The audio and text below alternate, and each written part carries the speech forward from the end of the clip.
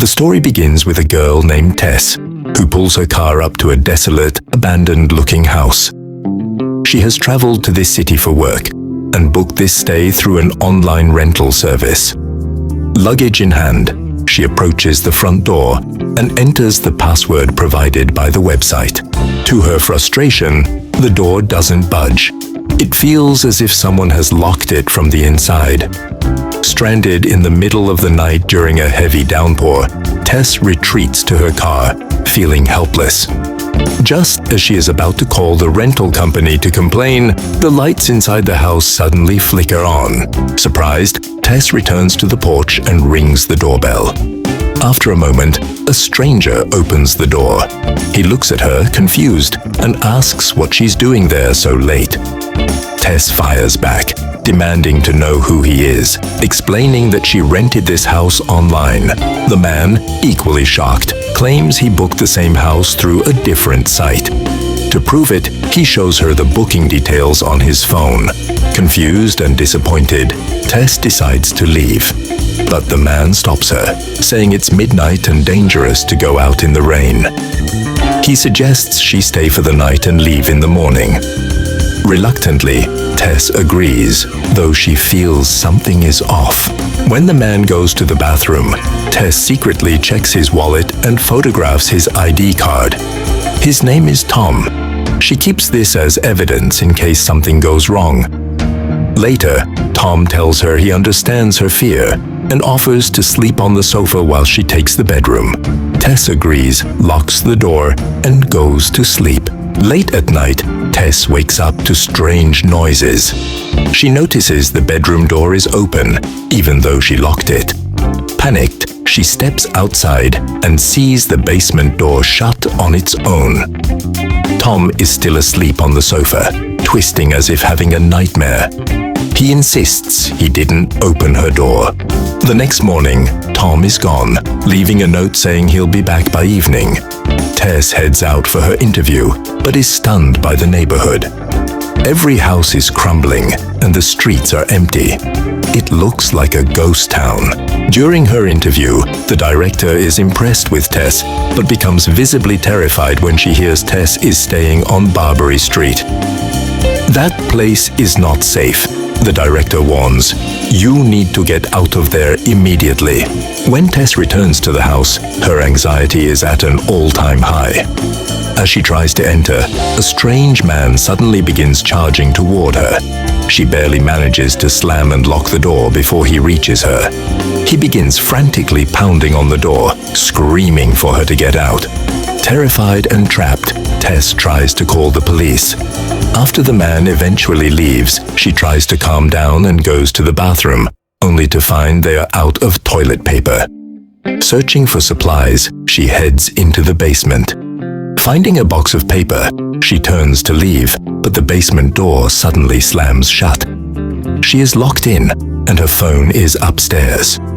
Realizing no one is coming to save her, she begins searching for an exit.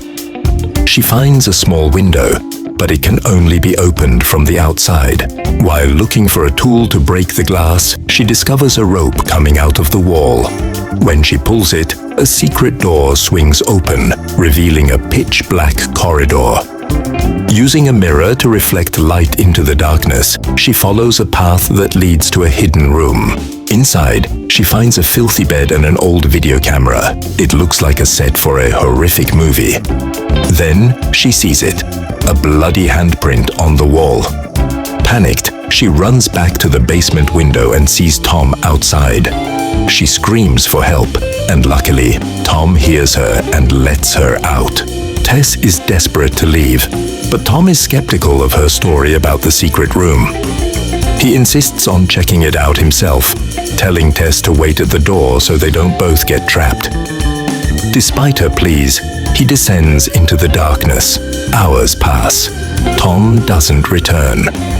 Tess gathers her courage and goes back down, propping the door open with a chair. Using her phone light, she searches the hidden rooms, but finds nothing. Then, she hears Tom's voice crying for help from even deeper below. She discovers a second basement hidden beneath the first. Suddenly, Tom appears, crawling toward her like a terrified animal. "Don't make a sound," he whispers. "Something bit me. Something else is down here." Before they can move, a monstrous, abnormally tall woman rushes out of the shadows. She grabs Tom and brutally kills him by slamming his head against the wall. The scene shifts to 2 weeks later. We meet the house's owner, AJ, a disgraced TV actor looking to sell the property to pay his legal debts. He finds Tess and Tom's belongings and assumes someone is squatting. He enters the basement with a knife and a torch, discovering the secret rooms.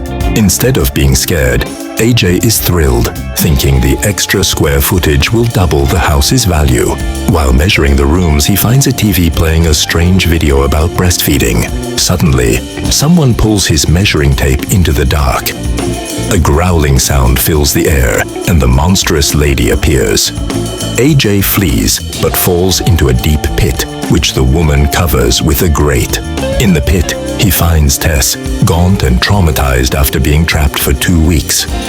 She warns him to be quiet and do exactly what the mother wants. The lady appears and offers Tess a bottle of milk, which Tess drinks like a frightened child. When AJ refuses, the lady becomes enraged. She drags AJ to a room and forcibly subjects him to her twisted version of mothering. Tess manages to escape the pit while the lady is distracted. She breaks a window and is pulled to safety by the same strange man who had tried to warn her earlier. He tells her the truth. This lady has lived here for 40 years.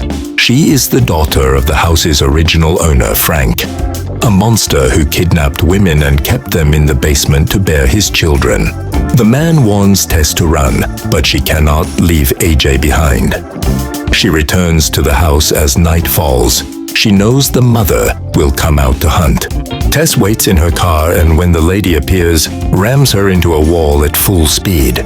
Believing the lady is incapacitated, Tess goes back into the basement to find AJ. Meanwhile, AJ has found a gun and in the pitch black accidentally shoots Tess, thinking she is the monster. Fortunately, it's just a graze. As they stumble out of the house, they realize the mother has disappeared from the wreckage of the car. They flee on foot and find the man from earlier. He leads them to a safe tank, explaining that the lady is the result of decades of Frank's horrific crimes against his own captives and offspring. The nightmare on Barbary Street is far from over. As the man explains the horrific history of the house, the atmosphere grows even more chilling.